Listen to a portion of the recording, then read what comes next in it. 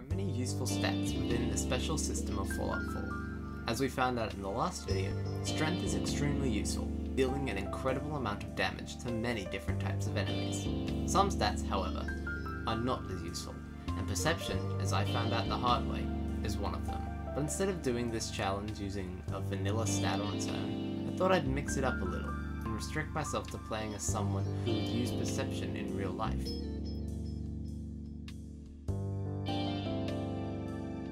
When I start the game, I actually mix up Nate and Nora's appearance a bit so I can see what Sean ends up looking like. I admire my law degree and continue to wonder which dumb broad in the neighbourhood my husband is cheating on me with, because I still can't figure out whose cigarettes these are. The usual happened: paperwork, crying, general mayhem, pretty average day in paradise. I accidentally stared at Mr. Ross's butt so much Boston went kaboom, and that's when it all began. The vault, the freezing, and of course, the murder.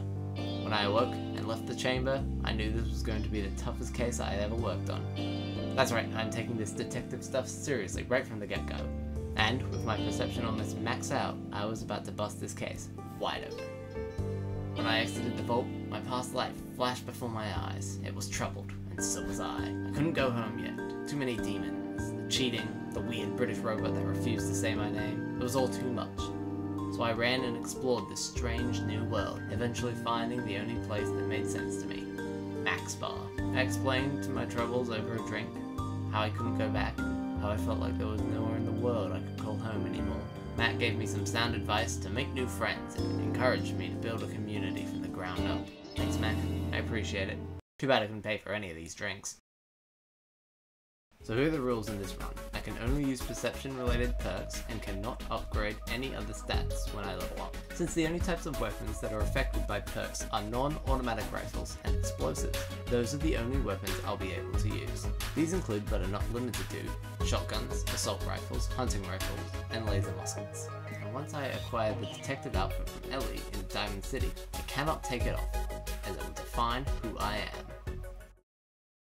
So I headed to Concord, picked up the laser musket, found the perception bobblehead, and helped Preston fight some raiders. The situation with Trudy and Wolfgang on the way to Diamond City ended a bit differently this time. Not wanting to take sides, I managed to convince Trudy just to pay the money his son owed. Then it was time to head straight to Diamond City to find fellow detective Nick Valentine. Ellie had told me he was missing and sent me to Park Street Station. Triggermen here are tough. Without the toughness perk, dealing with automatic ballistic weapons becomes a real pain. The Dino fight was weird because he saw the mine that I placed for him, but still ran towards me just before I was about to shoot, so the mine got him anyway. I rescued my new sidekick and thankfully managed to convince Darla to head on home. I returned Nick to Ellie, who's so obviously in love with him, and as a reward she gave me a detective outfit so Nick and I can match. The synths inside Fort Hagen weren't too bad, however keep in mind I'm only wearing a faded trench coat and a fedora. They offer me no damage resistance to energy or ballistic weapons. The fight with Kellogg took me forever. His synths would move behind me as soon as the dialogue started, and his 44 caliber bullets just tore through me. If I got too far away from him, he started chucking grenades.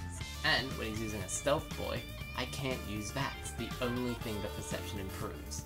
Eventually, I shotgunned the cybernetics right out of his head, and after talking to Nick and Piper, I headed to Good Neighbor, where I butted briefly with the Eye of Sauron, and talked to Dr. Amari to help find a way into the Institute. I was worried about the glowing sea. Everything in there could kill me so easily. My fears were proven right when I ran into this death claw, even though I was nowhere near the glowing sea. Thankfully, I found an old set of power armor, and since there are no rules against me using it, I hopped in and marched on through.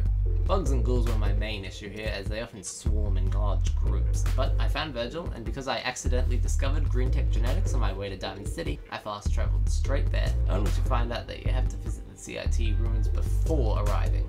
Ah, the gunners. Sometimes they're tough, and sometimes they're not. And honestly, they weren't that hard this time around. The Courser on the other hand, I did die a few times too.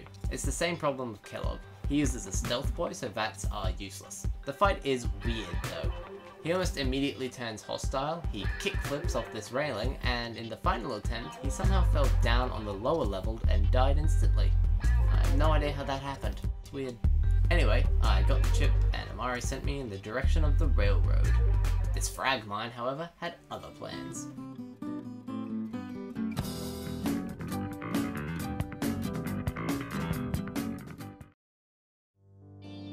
I didn't really know where to go from here. I teamed up with the Brotherhood for the Strength playthrough, but the Institute and the Railroad didn't really fit into the whole perception and detective thing I had going on. And then it came to me. I remembered what Max said about friendship and community. And if there's one faction that's all about the community, it's the Commonwealth Minutemen. I talked to my old friend Preston Garvey in Sanctuary Hills, and he agreed to get Sturgis to help me build the signal interceptor if I went out and helped the folks at Tenpin's Bluff. Simple enough. I head over there and they asked me to kill the raiders at the Corvega assembly plant. Jared goes down in a few easy shots and the Brotherhood of Steel make a spectacular entrance to cover my escape. I returned home, Preston gave me one hell of a promotion, Sturgis helped me build the teleporter, and I made it inside the Institute. Moving on with the Minutemen storyline, Preston told me it was time to set up a base. The castle was our next destination, a place crawling with Mirelurks, and I just so happened to know of a unique non-automatic rifle that does 50% damage to Mirelurks. That's right, it was time to get Reba 2. I headed way north to Salem and oh my god, did I regret this. These Mirelurks destroyed me every time. One hit, one kill. After a while I had one more turn to activate Pavani and I get this legendary glowing Mirelurk. I wasted all my bullets killing this thing and I didn't even get anything I could use. But eventually, I made a crazy old man happy and grabbed Reba 2. And wouldn't you know it, the Mirelurks at the castle were crazy stupid easy. I set up some mines to help with the Queen, and before I knew it, I had retaken the castle. I continued to help out random settlements throughout the Commonwealth, waiting for Ronnie Shaw to show up, but apparently it takes 3 days for that to happen, so I just slept through it instead. When she arrived, we made our way through the lower levels of the castle. I used grenades to take out turrets and Sarge, and then I set up some artillery, which is something I will definitely not use for the rest of this run. So I'm at the point where I can't progress with the Minutemen storyline unless I'm enemies with the Institute. So I play along with Father, for now, and team up with X688 to bring home the Raider Synth Gabriel, picking up the combat shotgun Le Fusil Terribles on the way, which just means terrible shotgun. At the Battle of Bunker Hill, however, is when I make my move. Stupid me forgot to actually talk to the Brotherhood and the Railroad, so they're both hostile for this mission. In the basement, I turn on the Corsair and let the synths go free. Father banishes me from the Institute, and I tell Preston that we're now preparing for war. Now for the penultimate battle, defending the castle. This took me forever and was true torture. This is where I truly realized how useless perception is as a stat. It does nothing. The refractor perk stops me from dying instantly, but other than that, I was doing nothing to these synths. I still missed many shots with bats thanks to their weapons constantly crippling me, including 95% accuracy shots. Coursers there were a huge issue. At least 2 of them were level 44, and just when I thought I was about to get the killing shot, they either used a stealth boy or a stim pack. I tried so many tactics, hiding in this boat, leaving them underground, running around the outside, picking them off one by one. Nothing seemed to work, as this mission alone took me close to 2.5 hours to complete. Eventually, I scared them off, leaving one alive to spread the word that the Minutemen were not to be messed with. Sturgis told me he'd found a way into the Institute, so with almost no ammo or health items left, I snuck in through the sewers and managed to zap my army of unarmed, garbage weapon-using volunteer Minutemen into the Institute. This sentry bot helped me take out some of the synths, and I mainly used grenades to clear the larger chunks. I died a lot thanks to coursers and lack of supplies. I got this sweet kill on this legendary synth and discovered the Minutemen are a truly useless faction, but the more of them that died, the more ammo and Molotov cocktails I could loot. Father was unsurprisingly disappointed in me. I gave the evacuation notice and moved down to the reactor. This was the only time in the entire playthrough where my perception was noticeable. I made some pretty impressive shots, got nothing useful from the legendary synths, placed the charge, picked up Kid Sean, and then blew Adult Sean the hell up, finally completing Fallout 4 with perception alone and cosplaying as a detective.